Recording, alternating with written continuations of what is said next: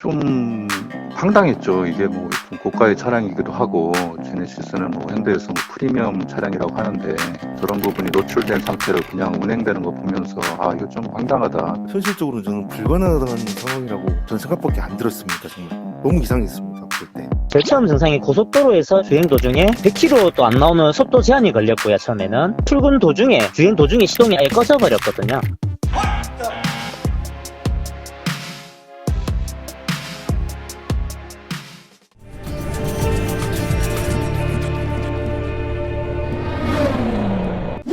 운전 중에 그 신호 대기 상태에서 앞차를 보니까 리어램프 오른쪽이 좀 형상이 이상하더라고요. 자세히 봤는데 제네시스는 이제 시그니처라고 두 개 리어램프가 나눠져 있잖아요. 그건 중간이 비어 있었어요. 그래서 아 좀 이상하다 그렇게 발견하게 됐습니다. 좀 황당했죠. 이게 뭐 좀 고가의 차량이기도 하고 제네시스는 뭐 현대에서 뭐 프리미엄 차량이라고 하는데 저런 부분이 노출된 상태로 그냥 운행되는 거 보면서 아 이거 좀 황당하다. 그리고 좀 차주 입장에서는 상당히 당황스럽겠다 이렇게 생각하게 됐어요. 제 아내가 옆에 타고 있었는데 제가 저런 상황을 보고 이렇게 설명을 해줬는데 설명을 해줘도 잘 파악을 못 하더라고요. 형상이 틀리다 오른쪽 왼쪽. 근데 자세히 설명을 해줘도 못 파악하는 상황이었어요. 근데 보통 좀 관심 있게 안 보면 모를 수도 있는 상황 같다고 나중에는 생각하게 됐어요. 제 차량도 G80이기 때문에 저 차량을 보면 뭐 유사 차종이고 같은 제네시스 브랜드고 해서 좀 유심히 볼 수 있는 그런 상황이었어요. 좀 많이 황당하죠. 그리고 제네시스 같은 차가 현대에서는 좀 고가의 차량으로 프리미엄 차량으로 내놓았는데 좀 품질 관련해서 좀 신경 쓰지 않지 않았나 이런 부분에 좀 서운한 마음이 생겼을 것 같고요. 그런 뭐 좀 마음이 들었습니다. 저런 부분이 계속 그냥 소비자가 그런 얘기를 안 하면 제조사에서 좀 개선이 덜 될 테고 그러면서 자동차 발전도 좀 더디게 일어나지 않을까 그런 소비자의 어떤 권익 문제에서 이거는 제보해야겠다 이런 생각이 들어서 제보하게 됐습니다. 차를 제조할 때 이런 제품에 대한 가치는 제가 봤을 때는 소비자가 그 제품의 가치를 인정했을 때 완성된다고 생각합니다. 그런데 지금 제조사는 마치 강요하는 것 같아요. 이게 뭐 프리미엄이니까 이렇게 받아들여 뭐 이런 식으로 소비자한테 제품에 대한 가치를 강요하는 그런 듯한 느낌이 들거든요. 근데 좀 더 소비자의 입장에서 평가를 냉정히 받을 때가 되지 않았나. 의왕터널 근처였습니다. 서울 가는 방향이에요. 일단 앞에 좌석버스 가고 있는데 이게 한쪽으로 좀 약간 기울여져 있길래 저는 제 눈을 처음에 의심을 했거든요. 이게 롤링 현상 때문인지 아니면 좀 이상한 건지 해서 쭉 보고 있는데 왼쪽으로 이렇게 방향을 좀 틀면 오른쪽으로 좀 기울어져야 되는데 왼쪽이 계속 기울어져 있는 거예요. 그래서 계속 살펴봤거든요. 그래서 좀 이상하다는 느낌이 너무 많이 들어서 이렇게 제보하게 되었습니다.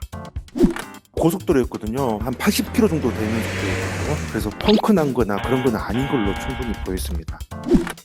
일단 너무 위험해 보였고요. 고속도로인데 이 정도 속도로 달리면 이게 아무 생각도 이상하게 보였고 제가 옆에 지나가면서 한번 봤거든요. 혹시 승객이 타 있는지. 그랬는데 운전석 뒤쪽에 여성분 한 분 타 있는 걸 봤거든요. 그래서 너무 이상하다는 생각만 많이 들었죠. 처음 봤죠. 이런 경우는 있을 수 없는 일인 거잖아요. 현실적으로 저는 불가능한 상황이라고 저는 생각밖에 안 들었습니다. 정말 너무 이상했습니다. 볼 때.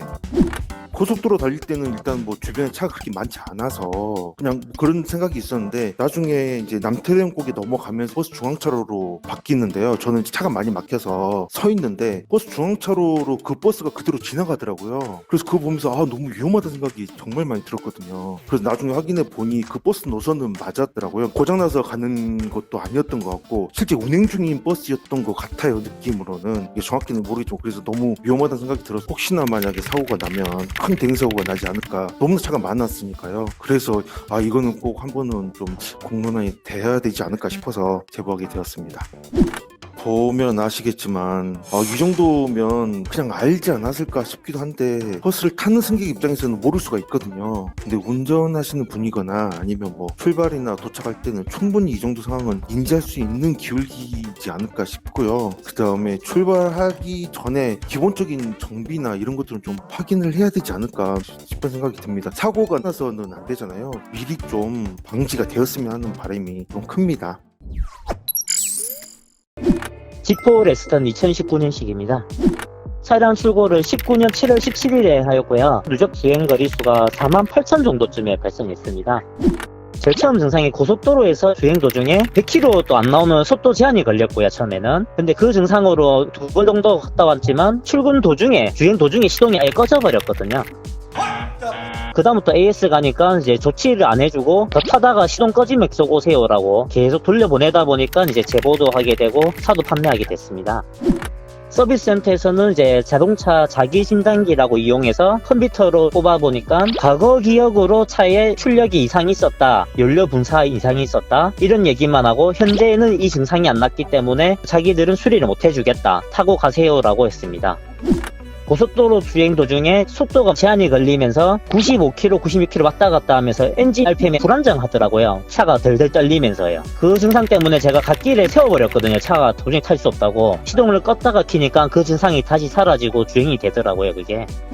8월 달에 이제 차를 판매를 했거든요. 도저히 탈 수가 없는 상황이라서. 그래서 지금 중고 매매상에 차가 판매가 되어 있는 걸로 알고 있습니다, 현재는. 사실 영업을 하거든요, 제가. 영업을 하다 보니까 손님이 이제 길이 조금 험한 길, 그런 데를 자주 잘 들어가거든요, 제가. 그러다 보니까 차를 이제 솔직히 말해서 순정보다는 차를 조금은 올려놓은 상태입니다, 사실 그게. 엔진이나 이런 데는 전혀 문제가 없고요. 차 조금 올려놨다 해도. 그렇게 좀 다니다 보니까 그것도 같이 얘기를 하더라고요, 정비사가 이제. 그거보다 정확하게 이제 물 하천 조금 수심 낮은데 한 10cm 정도 지나간 거, 그걸로 이제 물이 튀어서 엔진 쪽에 묻었으니까 요걸로 침수가 어떻게 되지 않냐라고 잠깐 얘기가 나왔었습니다. 제일 처음에 저보고 침수 얘기를 꺼내면서 밑에 하단부에 엔진룸에 커넥터가 총 4개가 들어간다고 얘기를 들었습니다. 4개 중에 밑에 하단부에 2개가 있는데 진흙하고 물이 살짝 묻어 있으니까 이 차는 부분 침수를 하면서 이거 침수 처리해야 될 수도 있다라고 내놓고는 명확한 답변이 없었습니다. 뭐 수리를 해주겠다든지 그런 얘기 없고 일단은 더 타라 무조건. 네, 이렇게만 계속 출고시켜서 거기서 납득이 안 됐습니다, 저는.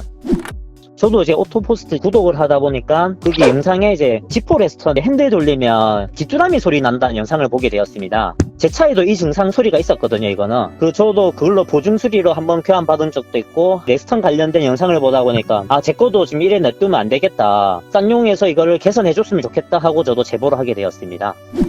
일단은 원인을 모르면 차를 바꿔준다든지 아니면 저 같은 경우는 차를 팔았으니까 그거에 대해서 보상을 해준다든지, 보증기간 아닌데도 수리를 못 해주겠다고 고객님한테 계속 위협을 부담하는 건 아니라고 생각합니다. 그래서 이쪽 부분에 대해서 개선을 해주셨으면 좋겠습니다.